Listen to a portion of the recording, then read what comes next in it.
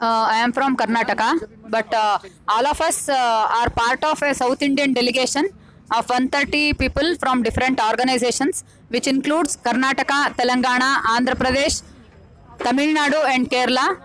And all these representatives, 130 people, are representing the whole South India. अच्छा, आप हिंदी बोल सकते हैं जी। तो आपका मेन मोटिव क्या रहा है इसके पीछे? ये साउथ इंडिया से हम जो आए हैं डेलीगेशन, उसका बहुत इम्पोर्टेंट चीज़ ये है कि इसके इस आंदोलन के ऊपर, किसान आंदोलन के ऊपर एक इल्ज़ाम लगाया ही जा रहा है शुरू से कि ये आंदोलन सिर्फ पंजाबी फार्मर्स का है या हरियाणवी फार्मर्स का है या सिर्फ नॉर्थ इंडियन फार्मर्स का, हिंदी बोलने वाले लोगों का है। ऐसे इसको बहुत सारे नाम दिए जा रहे हैं। तो हम ये दिखाना चाहते हैं सरकार को और सारे लोगों को कि ऐसी बात नहीं है। हम लोग साउथ में सारे 5 स्टेट्स में भी लगातार पहले दिन से हम इस आंदोलन में जुड़े हुए हैं, लगे हुए हैं। तो अब हम यहाँ आके ये भी दिखाना चाहते हैं कि दिल्ली में आंदोलन जो चल रहा है इसमें भी हम सभी का शामिलदारी होगी। अच्छा, क्या मुद्दे हैं आपके में?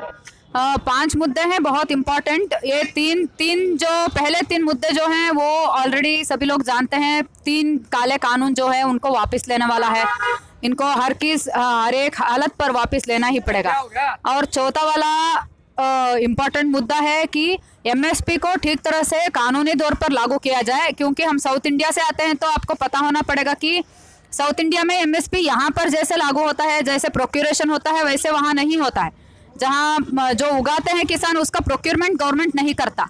तो हम ये चाहते हैं कि कानूनी तौर पर हो कि एमएसपी को हर इम्पोर्टेंट जो धान है, हर इम्पोर्टेंट जो उगाते हैं किसान, उन सभी पर एमएसपी लगे और उसका प्रोक्योरमेंट हो और उसका डिस्ट्रीब्यूशन पीडीएस के दौरान उसका डिस्ट्रीब्यूशन हो। तो ये सारे तीनों चीज़ मिलके एमएसपी का एक नया बहुत अच्छा सा कानून बने, ये हमारा चौथा डिमांड है। और 5वां ये है कि एक सोसाइटी डेमोक्रेटिक तरीके से चलना चाहिए, इसलिए फ्रीडम स्ट्रगल चला, तो इसके लिए कॉन्स्टिट्यूशन बना। तो आज जो गद्दी पर बैठे हुए हैं वो सिर्फ बिल्कुल संविधान के खिलाफ जाने वाले कानून काम कर रहे हैं।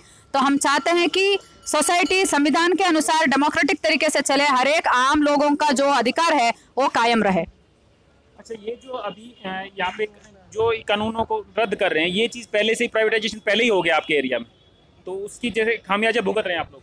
जी, इसके बारे में हमारे साथ तेलंगाना और आंध्र में काम करने वाले संगठन को रिप्रेजेंट करते हुए संध्या जी हैं, वो इसके बारे में ज़्यादा बोलेंगी, क्योंकि वहाँ पर कॉर्पोरेटाइजेशन और कॉन्ट्रैक्ट फार्मिंग का बहुत दिनों से इसका एक्सपेरिमेंट चल रहा है। मेरा नाम संध्या है। मैं महिला संगठन POW progressive organisation of women से आई हूँ। हमारा तेलंगाना गवर्नमेंट में 2 साल से कॉन्ट्रैक्ट फार्मिंग बहुत हो रहा। कई जिलों में कॉन्ट्रैक्ट फार्मिंग शुरू हो गया और चल रहा। और कैपिटलिस्ट है ना, बिजनेस इन्वेस्टमेंट जैसा करते हैं ऐसा खेत में भी इन्वेस्टमेंट कर रहे हैं। बड़ा कॉन्ट्रैक्ट फार्मिंग शुरू करके उसमें देखो 500 काउस को रख रहे हैं और बड़ा फार्मिंग और पूरा पशु पोषण भी कर रहे हैं वो लोग। तो ये जैसा हो गया एक एग्री इन्वेस्टमेंट का जैसा हो गया, एग्री पंजाब का जैसा, हरियाणा का। लॉस क्या हुआ इससे? लॉस बोले तो छोटा किसानों हैं हमारा स्टेट में, हमारा राज्य में छोटा किसान जो लोग हैं वो लोगों को बिल्कुल फ़ायदा नहीं हो रहा। क्यों बोले तो कॉन्ट्रैक्ट फार्मिंग शुरू आजू बाजू हुआ तो ये लोग नहीं कर पाए। वो लोग वही फार्म्स में वर्कर्स के जैसा जा रहे, वो लोग मजदूर बन गया। जिसका इसके पहले एक्सचेंज का मजदूरी काम चलता था हमारा पास। एक्सचेंज एक दिन हमारा पास आए तो दूसरा दिन उनका पास जाना, ऐसा 2 एकड़ 3 एकड़ ऐसा लैंड रहते ना, उसमें वो लोग खेती करते थे। अभी पूरा बंद हो गया। कॉन्ट्रैक्ट पूरा स्टेट में नहीं हुआ मगर शुरुआत तो हुआ। अभी न्यू लॉस के लिए ये न्यू लॉस के वजह से और होता। और इसके अलावा कॉन्ट्रैक्ट फार्मिंग भी आने के लिए आ जाता ये लॉस के वजह से। क्यों बोले तो कॉरपोरेट कंपनी को, कैपिटलिस्ट को एग्रीकल्चर इन्वेस्टमेंट के लिए बहुत डोर्स ओपन किया। ये 3 लॉस के लिए ओपन तो हुआ। वो लोग फार्मिंग कर सकते, और स्टोर भी कर सकते, प्रोड्यूस भी कर सकते, और दूसरा किसानों के पास उनका प्रोड्यूस लेके रख सकते गोडाउन्स में। उनका इसमें पूरा मार्केट यार्ड मिस हो रहा, पूरा मार्केट यार्ड गायब हो रहा। और अभी नया कानून वो लोग बोल रहे हैं किसान कहाँ भी जा सकते, किधर भी जा सकते, दूसरा स्टेट भी जा सकते, किधर भी जा सकते। मैं पूछ रही हरियाणा का किसान आ रहे क्या, तेलंगाना को कर्नाटक आके भेज रहे क्या? कहीं भी नहीं जा सकते किसान। ज़्यादा से ज़्यादा उनके आजुक बाजुक बेच सकते, नहीं तो उनका मार्केट यार्ड जहाँ हक रहता उनका वो मार्केट यार्ड में उन्हें बेच सकते। उसीलिए MSP रहना और मार्केट यार्ड रहना, मार्केट यार्ड में स्टोर्स भी रहना, स्टोर करने के लिए, रखने के लिए, उनका प्रोड्यूस रखने के लिए। ये व्यवस्था अभी चल रहा, हमारा स्टेट में तो बहुत चल रहा। अभी ये व्यवस्था को पूरा ध्वंस करने के लिए तैयार है ये न्यू लॉस। किस तरह से? किस तरह से बोले तो हमारे पास MSP भी चल रहा और मिनिमम गारंटी प्राइस भी है। वो मिनिमम गारंटी प्राइस के बाद उनको अगर उन्होंने नहीं बेच सकते, उनको मंजूर हुआ नहीं हुआ तो वो रेट उन स्टोर्स में रख के चले जा रहे। देखो अभी वेजिटेबल्स का खेती में वेजिटेबल्स आए तो अगर उनको प्राइस नहीं मिला तो पूरा छोड़ के जा रहे, फेंक के जा रहे। ऐसा होता कल अभी मार्केट गोडाउन्स है, मार्केट यार्ड्स भी है, गोडाउन्स भी है। हमको बहुत गोडाउन्स है हमारे पास। ये पूरा गोडाउन्स कैपिटलिस्ट के पास गए तो वो लोग छीन लिए तो, और कॉरपोरेट के हाथ में पूरा एग्रीकल्चर सेक्टर्स गोडाउन्स आए तो किसान का एंट्री भी नहीं रहता। किसान का प्रोड्यूस जो है उनका वो खरीद करने वाला चेक भी नहीं, उनको चॉइस भी नहीं रहता। वो जो रेट पूछते उसी रेट में देना, नहीं तो उनको दूसरा रास्ता भी नहीं। और ये कानून के वजह से इसके पहले जुडिशरी में उन्होंने जा सकते और एग्रीमेंट कर सकते।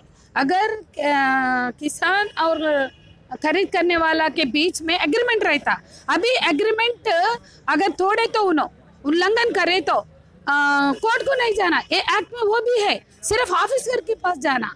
जो ये किसान जो है इसमें मतलब अगर ये गवर्नमेंट के पास होता तो थोड़ा रेस्पॉन्सिव नेचर रहता, अगर लॉस होता तो गवर्नमेंट कुछ उसमें मतलब हल्का रुख ले सकती थी, लेकिन कॉर्पोरेट सेक्टर नहीं ले सकती।